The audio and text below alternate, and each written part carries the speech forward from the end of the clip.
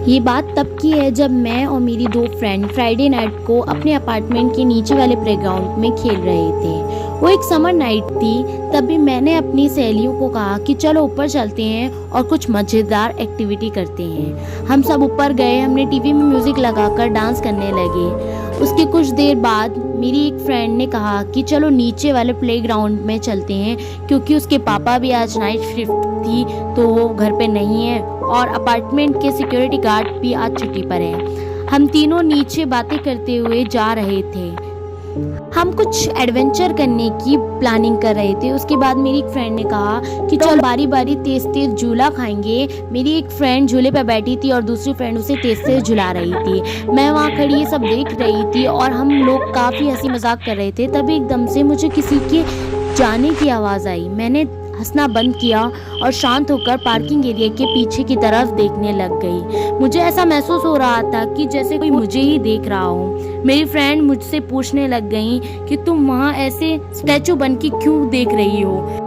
चलो अपन उस स्लाइडिंग पे चढ़ के फोटो खींच के स्नैप पे डालते हैं। हमने ऐसे ही किया। जब मैंने अपने फ़ोन में अपनी फ्रेंड का फ़ोटो जूम करके देखा तो मुझे स्लाइडिंग के नीचे किसी की शेडो दिखी, जैसे वो हमें ही देख रही हो।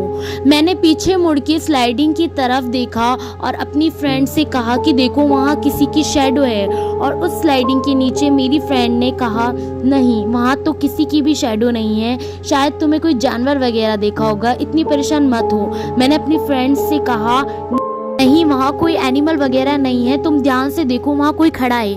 मेरी फ्रेंड ने एक बार फिर से देखा। वो कहने लगी हाँ तुम सही कह रही हो, वहाँ कुछ तो है। फिर हमने देखा कि वहाँ से एक अजीब सा इंसान जानवर की तरह चलते हुए हमारे पास आ रहा था। वो काफ़ी अजीब सी आवाज़ें भी निकाल रहा था। ये सब देखकर मैंने अपना फ़ोन डर की वजह से ग्राउंड पे गिरा दिया था। फिर मैंने जल्दी से अपना फ़ोन उठाया और भागने लगी। मैंने अपनी फ्रेंड्स को कहा कि तुम वहाँ क्यों खड़ी हो, जल्दी से भागो, वो हमारी तरफ आ रहा है। मेरी फ्रेंड्स कह रही थी कि तुम इतना तेज़ मत भागो, वो सिर्फ एक इंसान ही है। और वो धीरे धीरे भागते हुए आ रही थी।